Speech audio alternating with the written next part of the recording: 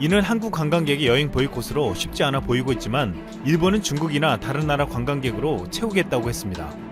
실제로 중국 후른 연구원에서 중국 부호들이 가장 여행하고 싶은 나라로 일본을 지목했습니다. 그런데 일본 내에서 풍부한 관광 자원이 매력적일 수 있지만 치명적인 문제점을 안고 있다는 기사가 나왔습니다. 외국 관광객들이 일본에 가서 가장 불편했던 점으로 꼽았던 대표적인 두 가지가 있습니다. 무료로 사용할 와이파이가 부족했다는 것과 교통을 알기가 어려웠다는 것이었습니다. 도쿄의 전철환승은 너무나 복잡해서 혼동하기가 쉽고 일본에서 제공하는 무료 와이파이는 속도도 느리지만 매번 아이디 등록이 필요해서 스트레스를 준다는 것입니다.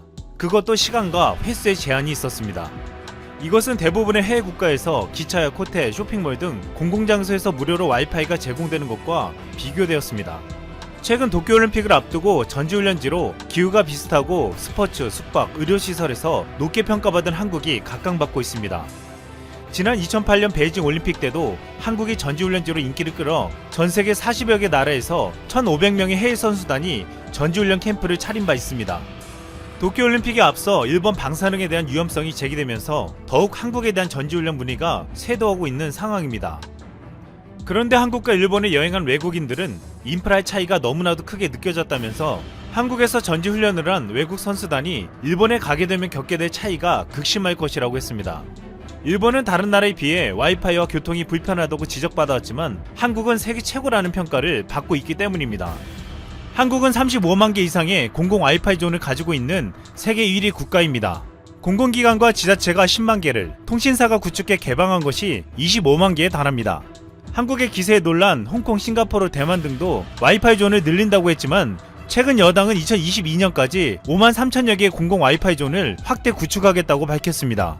또한 CNN은 서울 메트로가 와이파이를 마음껏 즐길 수 있는 세계 유일의 지하철이라고 치켜세우기도 했습니다. 지난해 해외 주요 국가 인터넷 품질 조사에서 한국의 LTE는 북미에 비해 3배가 더 빠른 것으로 조사됐고 공공 와이파이 역시 미국 뉴욕보다 11배나 빨랐고 일본 도쿄보다 무려 30배나 빨랐습니다. 한국이 이렇게 공공 와이파이가 활성화된 이유는 국가 차원에서 전폭적인 예산 지원을 했기 때문입니다. 한국 정부는 공공 와이파이를 만들어 서민 취약계층의 통신비 부담 완화 및 지역계층 간 무선 인터넷 격차 해소를 하겠다고 했습니다. 이런 한국 정부의 복지 정책과 일본은 너무나도 달랐습니다. 일본 공공 와이파이는 전부 사업자 부담으로 2013년 NTT 시가시니온이 서비스를 처음으로 시작했습니다. 민간 사업자가 고객이나 관광객에게 무료 와이파이를 서비스하고 이용료를 통신사에 지불하는 방식이었습니다. 이에 일본 정부가 비용을 들이는 투자는 전혀 없었습니다. 단 일본에서 아무런 조건 없이 무료로 개방되는 와이파이가 있습니다. 이 와이파이는 일본이 대규모 재난이나 재해 때만 일시적으로 가동되는 와이파이였습니다. 이런 일본 정부의 인색함은 일본 내에서도 비판을 받고 있습니다.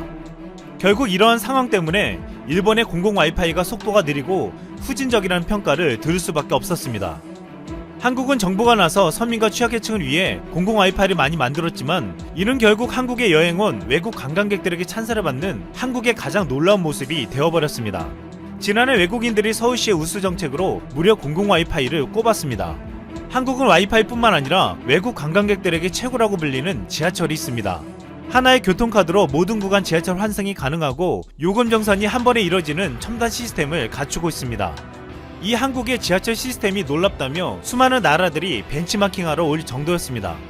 영국 BBC 방송은 서울 지하철의 4G 기반 와이파이 서비스를 세계 최고 시스템으로 평가했고 세내 정거장 전부터 실시간 열차 도착 정보를 알려주는 안내 시스템은 외국인들이 놀라워하는 점이었습니다. 또한 계단을 이용하지 않고도 엘리베이터만으로 승강장부터 출구까지 이용할 수 있는 역사가 전체의 88%에 달하는 것도 서울 지하철의 자랑거리였습니다. 이는 런던 지하철의 3배가 넘는 수치였습니다. 또한 한국은 외국에 비해 상당히 저렴한 대중교통과 택시 요금도 놀랍다고 했으며 대중교통 안에 냉난방이 잘 되어 있다는 것도 대단하다고 했습니다. 이렇게 한국이 높게 평가받고 일본이 낮게 평가받는 데는 중요한 이유가 있습니다. 한국의 지하철과 고속도로는 대부분 국가가 관리하지만 일본의 지하철은 각기 다른 민간 기업들이 관리해 환승할 때마다 가격이 비싸지고 일본의 고속도로도 세계 민간회사에 유임되어 고속도로 통행료가 한국에 비해 3배 이상 비싸다고 알려져 있습니다. 일본은 대부분 민영화하여 효율적인 운영을 한다는 명목 아래 서민들에게 비싼 값을 받고 있지만 한국은 국가가 책임지며 재정을 부담해 저렴한 가격에 이용하게 해주었습니다. 이 때문에 한국에선 누구나 빠른 와이파이를 사용하고 값싼 대중교통을 이용할 수 있게 되었고, 이는 서민과 취약계층뿐만 아니라 한국을 방문하는 외국인들에게도 큰 혜택을 주었습니다. 최근 일본에선 도쿄올림픽 기간 내 도쿄호텔 객실료가 6배 이상 치솟았다고 알려졌고, 도쿄올림픽 자원봉사자가 무보수의 자비로 580만원 가까이 부담해야 한다는 소식이 전해졌습니다. 전 세계가 중국 산샤댐을 주목하고 있습니다. 붕괴가 된다면 엄청난 인명피해는 물론이고 상해까지 피해를 입게 될 것이고 세계 경제에까지 악영향을 줄 것이기 때문입니다. 그런데 산샤댐의 붕괴는 이미 예언되고 예측되었다는 정보가 계속 보도되고 있습니다. 폭우 때문이 아니더라도 결국 산샤댐 스스로 붕괴하게 된다는 거죠. 오늘자 산케이신문에서는 중국 중남부가 기록적인 폭우로 이미 2천만 명이 피해를 입었으며 세계 최대 규모의 산샤댐이 이미 저수 능력을 넘어서 붕괴 위험에 있다고 보도했습니다. 산샤댐의 상류에 있는 충칭시의 수리당국은 6월 22일에 1940년 설치 이후 최초로 홍수 적색 경보를 발령하고 양쯔강 기류 영역 도시들에게 경고 경보를 발령했습니다. 이미 산샤댐의 수위가 홍수 방지 제한 수위를 2m 초과해서 147m에 달한 것으로 보도가 되면서 유입 수량이 저수 능력을 초과한 것이 아닌가 하는 우려가 깊어지고 있다고 했습니다. 해외에서는 산샤댐 주변의 강우량과 바람의 방향을 예의주시하고 있습니다. 그리고 전세계 지진 관측 기관들은 산샤댐이 만약에 붕괴가 되면 지진파로 즉시 확인이 가능할 것으로 보고 있습니다. 중국 정부가 아무리 상황을 숨겨도 이 정도의 파괴력이기 때문에 얼마 지나지 않아서 산샤댐 붕괴를 공식화할 것으로 보고 있습니다. 지난 6월 11일 중국 수리성 차관이 예상을 뛰어넘는 홍수가 발생하면 블랙스완이 될 수도 있다 라고 한 말이 지금 사실화되고 있는 것입니다. 블랙스완처럼 있을 수 없는 일이 발생해 매우 강한 충격을 준다는 금융위기와 자연재해에 사용되던 말이 이제 산샤댐에 왔다는 것입니다. 현재 수량과 수문의 개방과 수위와 유량 등을 확인할 수는 있지만 중국 정부의 공식 사이트에 있는 정보는 믿을 수가 없기 때문에 정확하다고 인정을 하지는 않습니다. 10일 현재 초당 24,600리터의 수량을 배출하고 있는 것으로 기록되어 있지만 최대 4만 리터로 추측하고 있을 뿐입니다. 그러다 보니 산샤댐의 하류에 있는 우한은 이미 초토화되었고 난징과 상하이도 위험권에 들어간 것입니다.